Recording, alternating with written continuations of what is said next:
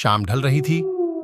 आसमान पूरा काला पड़ चुका था, जैसे किसी ने काले रंग की शीशी उड़ेल दी हो। शायद बारिश आने को बेकरार है। घिरा हुआ आसमान और ठंडी हवाएं चांदनी को बेहद पसंद थी। बारिश चांदनी के बदन में एक अजब सी सिहरन पैदा करती थी। चांदनी आईने के सामने पिछले आधे घंटे से बनसवर रही थी। बनसवर क्या, सजने की रिहर्सल कर रही थी। 3 बार वो साड़ियां चेंज कर चुकी थी। चांदनी को साज श्रृंगार का बहुत शौक था। आज उसे मिसिस कपूर की बेटी की शादी में जाना था। चांदनी कॉलेज की अध्यापक थी, मगर दिखती कॉलेज स्टूडेंट जैसी।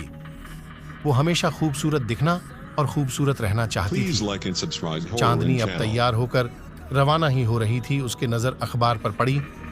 उसमें कोई भैरव चौक की खबर थी। जाक्ष लिखा था क उसमें कोई भैरव चौक की खबर थी। लिखा था कि भैरव चौक नाम के एक छोटे से इलाके में बहुत सारी अजीबोगरीब घटनाएं घटी हैं। कितनी वारदातें हुई हैं, लूटमार, हत्या, अपहरण, बलात्कार, भूत प्रेत का साया, सभी घटनाएं वहीं तो घटी हैं। लोग वहां दिन के उजाले में भी जाने का साहस नहीं करते थे। ये खबर पढ़ते ही थोड़े समय पहले चांदनी का चमकता चेहरा फीका पड़ गया। उसके चेहरे पर मानो हल्का खौफ मंडरा रहा हो। थोड़ी देर वो खामोश होकर वहीं खड़ी रही, मानो ये खबर उसके मन में घर कर गई हो। चांदनी की खामोशी मिसिस कपूर के फोन ने तोड़ी। चांदनी ने फोन उठाया और बातें करते वहां से कार में निकल गई। चांदनी को शादी में पहुंचने में कोई दिक्कत नहीं आई। चांदनी ने गाड़ी से बाहर निकलने से पहले एक बार फिर अपना चेहरा निखार लिया था। चांदनी का स्वागत हंसते चेहरों ने किया, मगर कुछ चेहरे ऐसे भी थे जिसने चांदनी को बुरी नीयत से देखा। वो चेहरे थे कॉलेज के बदमाश और कॉलेज ट्रस्टी के बिगड़े हुए लड़के।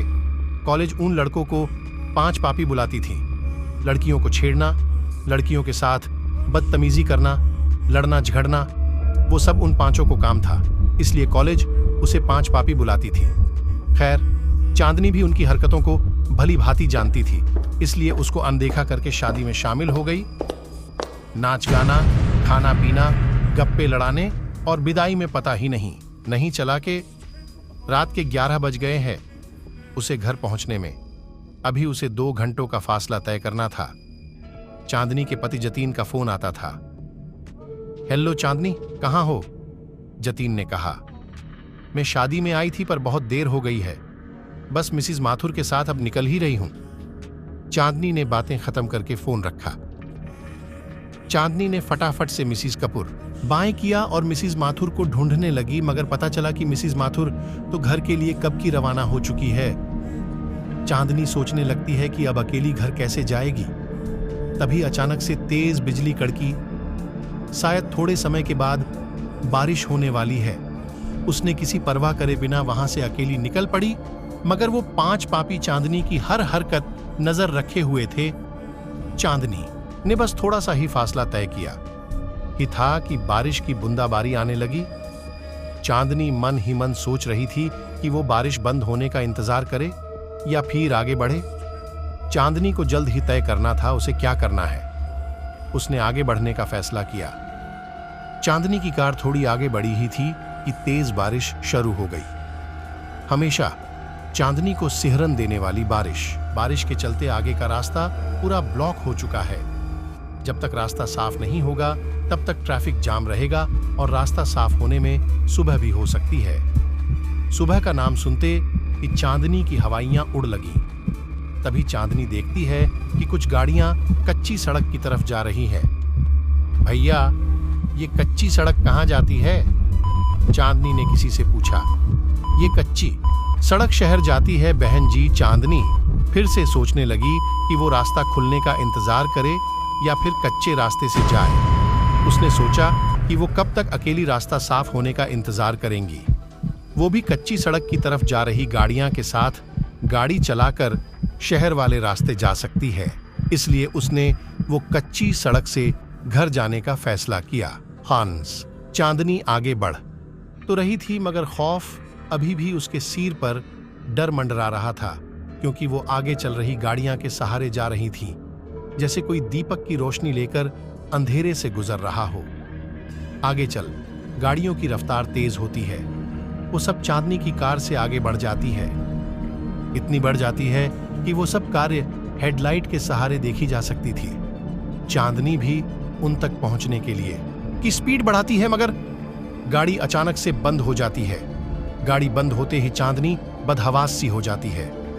वो वहां अकेली थी, आगे पीछे कोई नहीं था। आगे जाती गाड़ियां एक के बाद एक आंखों से ओझल हो रही थी। चांदनी अब बेचैन सी होने लगी थी। धड़कनें तेज चल रही थी। उसके माथे से डर की बूंदें एक के बाद टपकने लगी थी। उसके आंखों में खौफ साफ दिख रहा था। वो घबरा के जोर जोर से सांसें ले रही थी। उसने अपने पर्स से फोन निकाला और जतीन का नंबर डायल करने लगी, मगर वहां मोबाइल कनेक्शन के नाम पर कुछ नहीं था। वो इतना डर गई थी कि वो गाड़ी से बाहर निकलना भी नहीं चाहती थी। उसे कुछ सूझ नहीं था।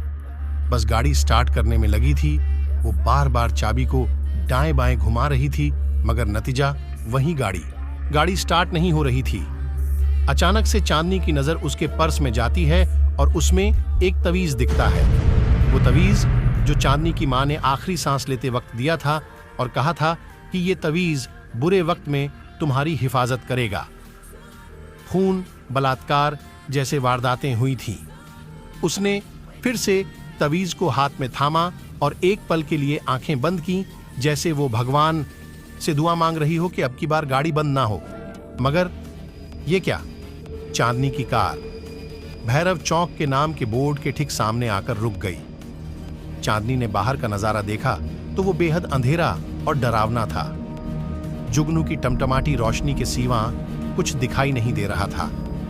चांदनी ने फिर से तवीज उठाया और आंखें बंद करके भगवान का नाम लेती हुई गाड़ी